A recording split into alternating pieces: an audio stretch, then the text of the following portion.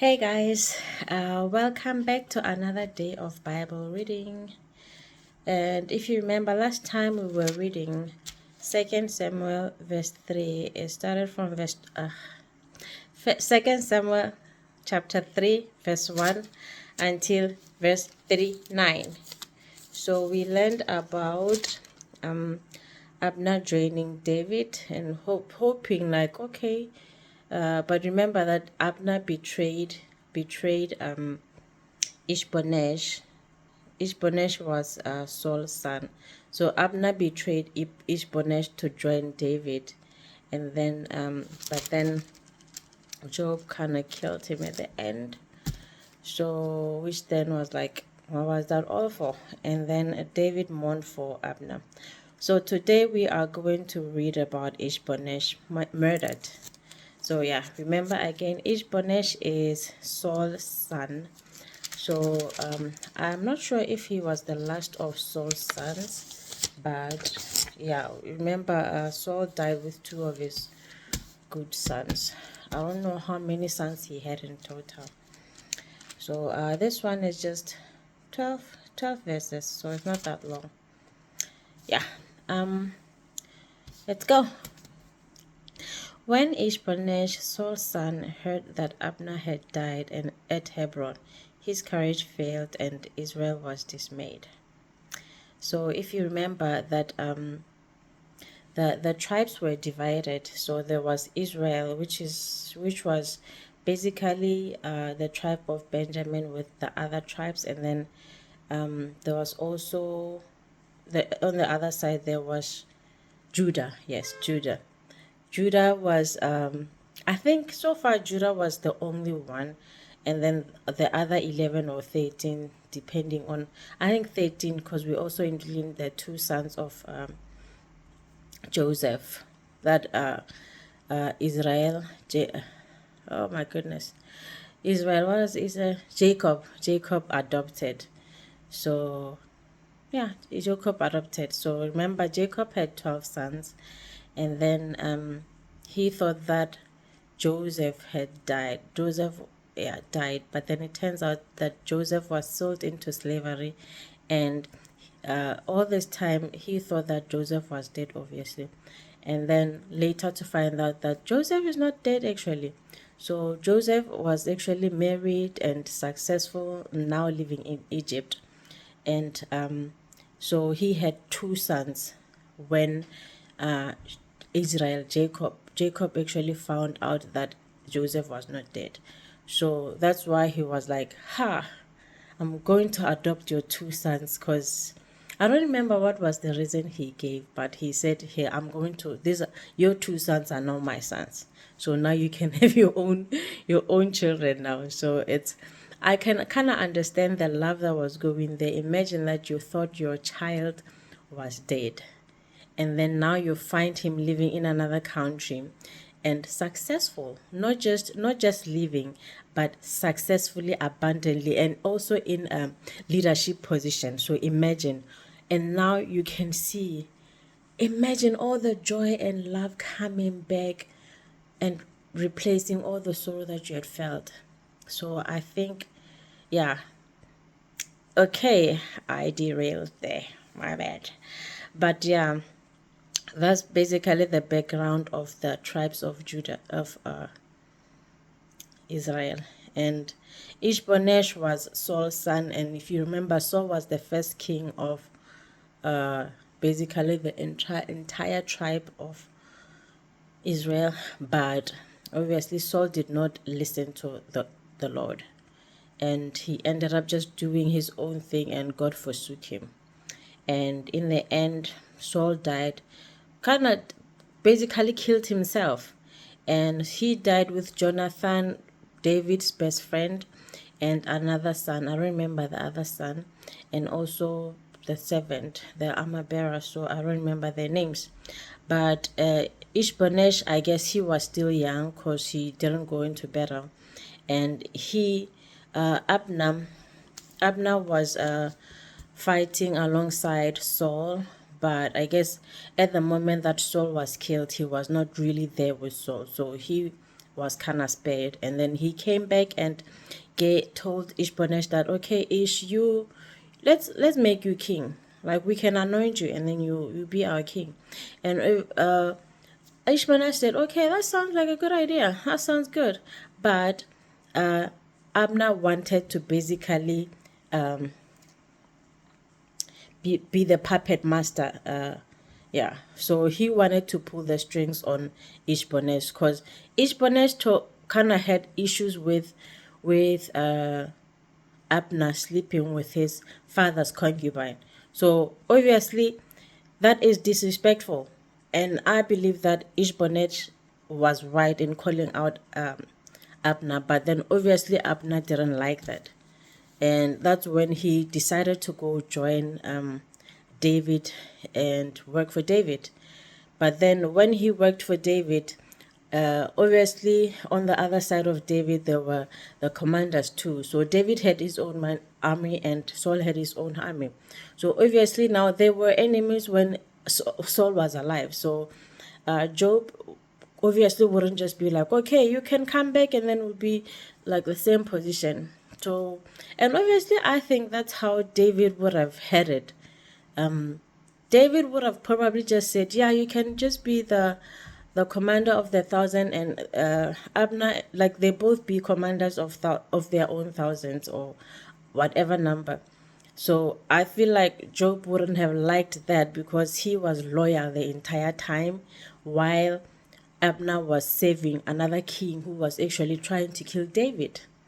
So now, yeah, honestly, there's a lot of drama here, and now we get back to verse 4, where Ish-bonesh, Saul's son, heard that Abner had been killed in Hebron.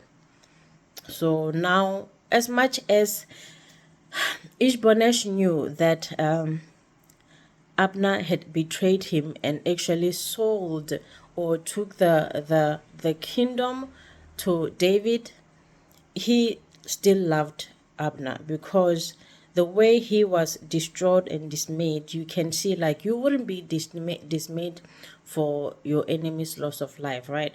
You just be like, just another one gone. So the way he heard that Abner died, and he was like, oh no. I guess it kind of also felt to him like, now everyone who was working under his father's kingdom rulership is now being targeted. So I guess he also feared for his life, which kind of makes sense. Yeah, let's see how it goes before I get ahead of myself. Now Saul's son had two men who were captains of raiding bands. The name of the one was Banam, and the name of the other Rechab, son of Rimmon, a man of Benjamin from Beeroth. For Beeroth also is counted part of Benjamin. Okay, so now Saul's son had two men who were captains. So Ish-bonesh had two men who were captains of his army.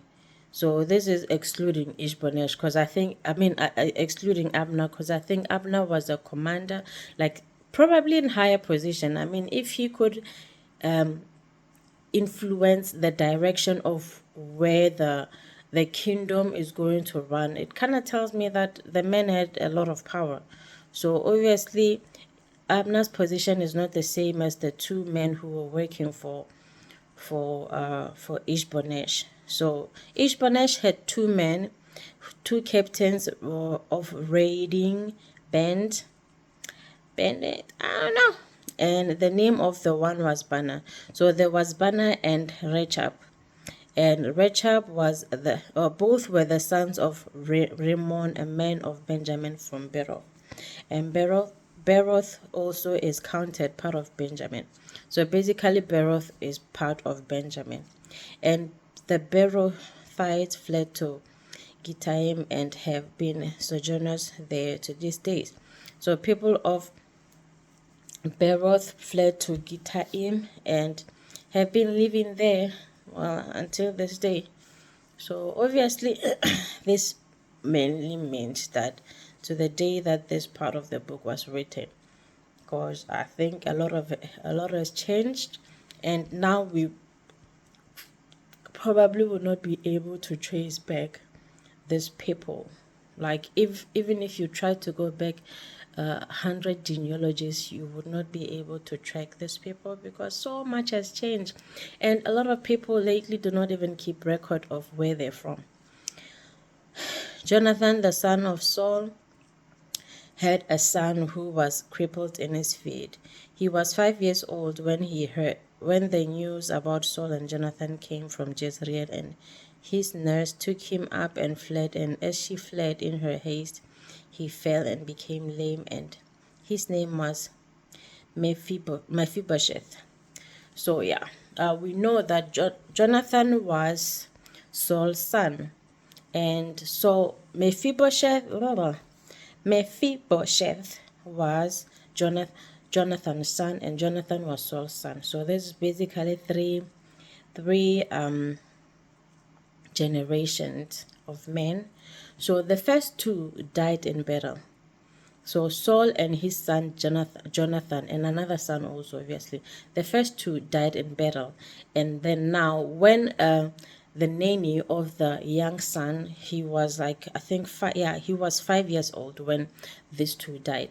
So when they heard that these two had died, the nanny feared for their life. Basically, she just got the boy and then decided to run for their lives. But then as she was running, she dropped him, and then that's where he became crippled. And yeah,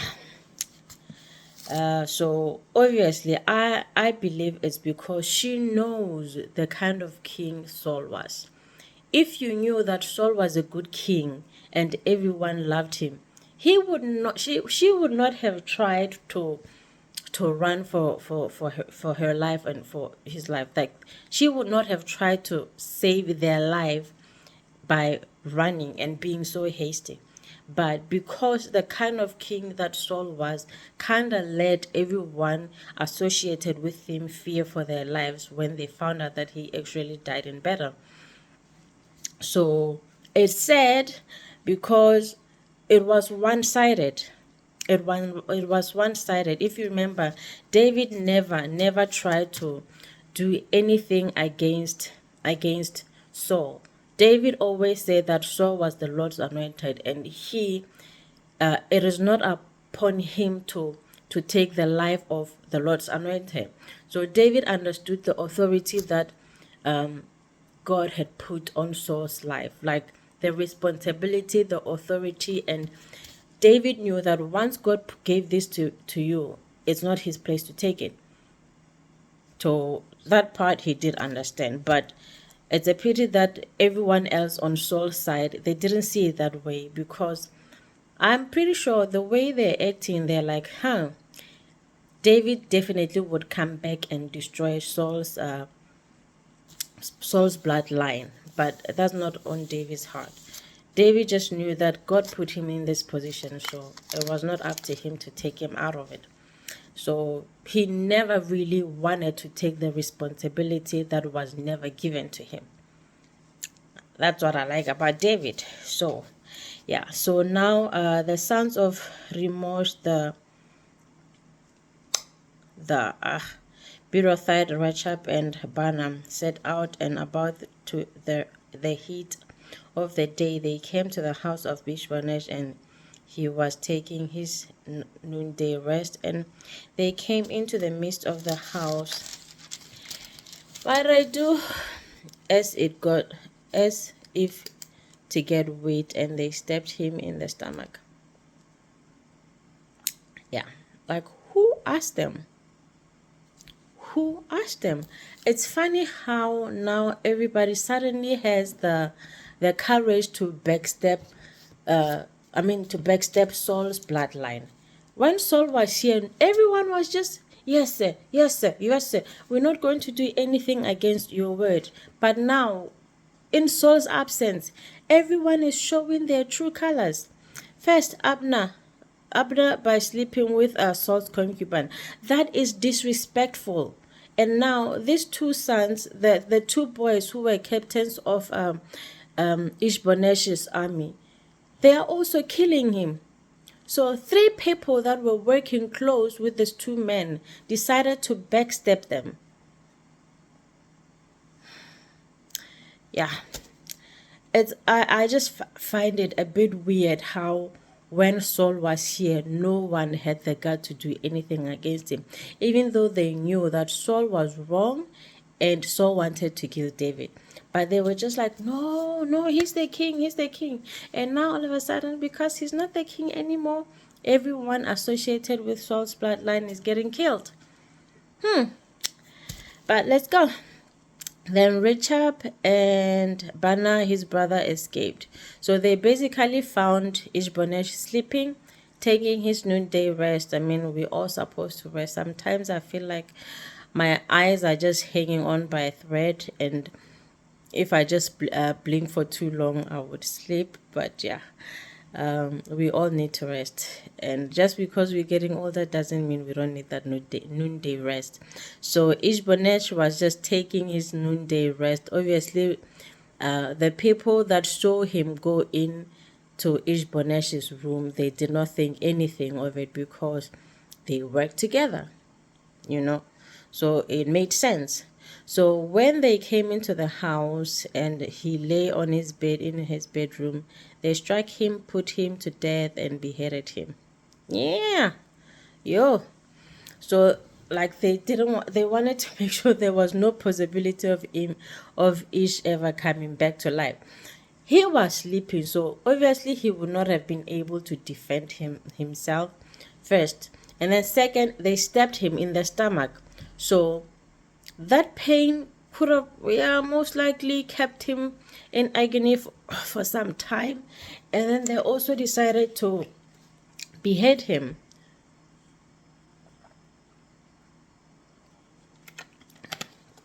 They also decided to behead him, making sure that there is no possibility of him actually surviving this attack. So they took his head and went by the way of the Ara all night. So I think the Ara is the river. Sorry. So after beheading him, they took his head and walked with it by the way of the Ara and brought the head of Ish-bonesh to David at Hebron. Like, who asked them? It obviously just shows that these people do not know David, because David never looked like wanted to harm Saul's bloodline. He never. So now these people decided to go out of their way to just kill an innocent man who was sleeping. Ish-bonesh was never a threat to David. Never. Like even Saul, Ish-bonesh's father, knew that he was not even a threat to David in a way, because he kind of fumbled the kingdom.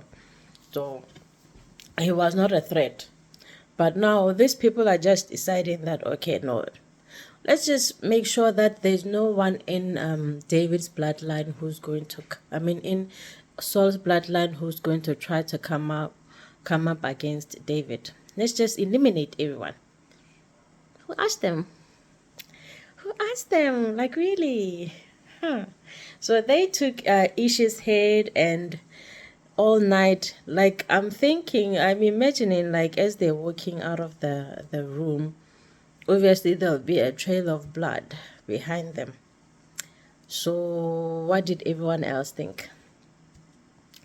What did all the workers and the maids and everyone think when they saw the trail of blood?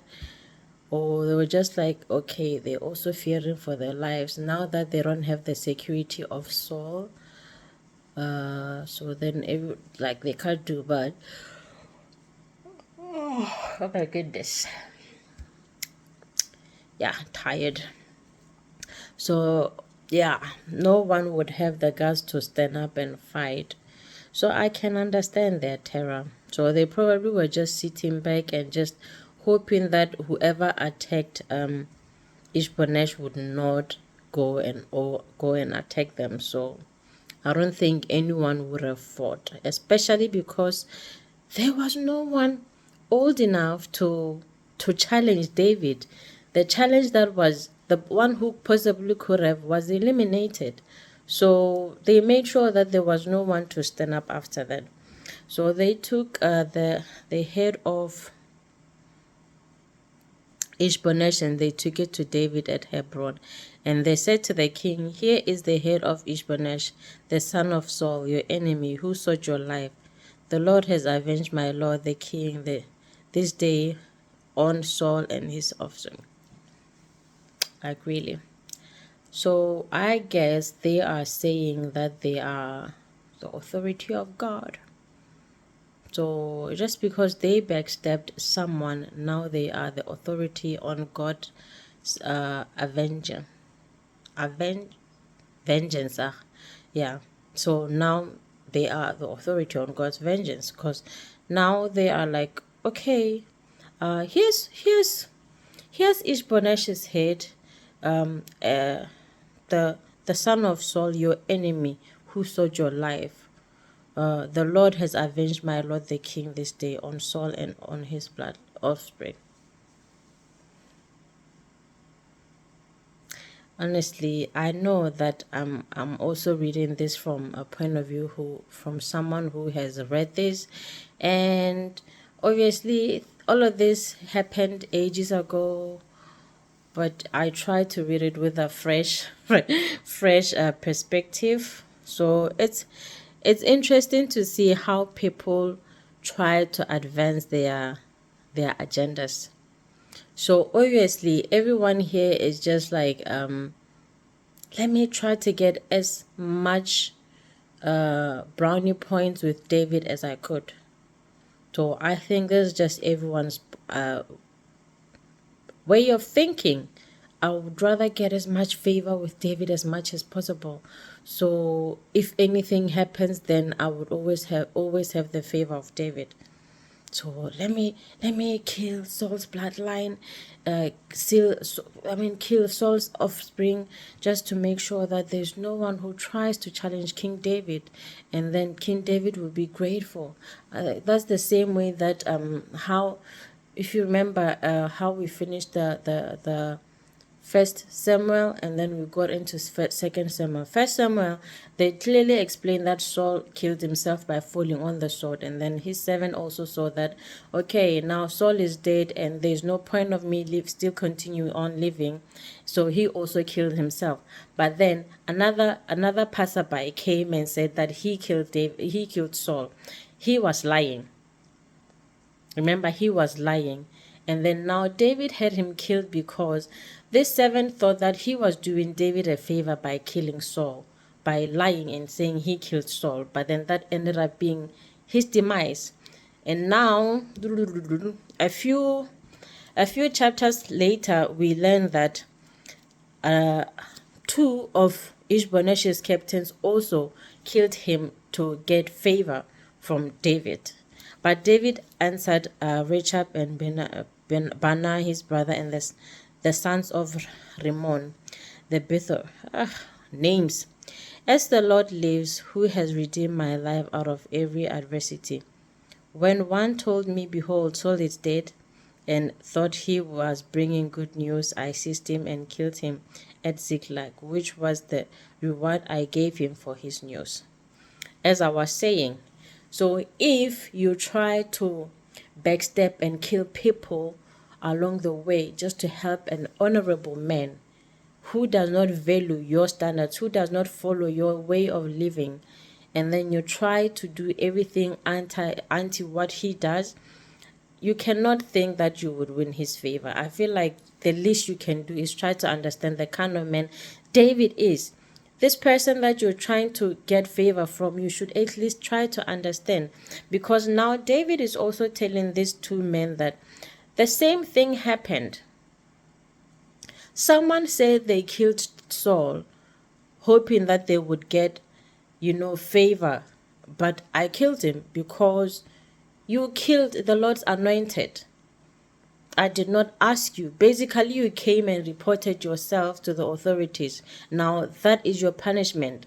You came hoping that you reporting yourself would give you some kind of favor, but then it ended up not working for you, and you basically walked yourself into your sentencing. And now, how much more when wicked men have killed a righteous man in his own house on his own bed? Remember, Ish-bonesh was sleeping, and also these two people were supposed to be protecting him, but then now they backstep him. Who would want to work with such people? Shall I now require his blood? Okay. How much more when wicked men have killed a righteous man in his house on his own bed? Shall I not require his blood at your hand and destroy you from the earth? You killed an innocent man who was sleeping. He was not trying to do anything. I believe like the most innocent and vulnerable place a person can be is sleeping in their bed. When you are sleeping, you are not trying to attack anyone. So now David is saying, like, after you did that, shall I now require his blood at your hand and destroy you from the earth?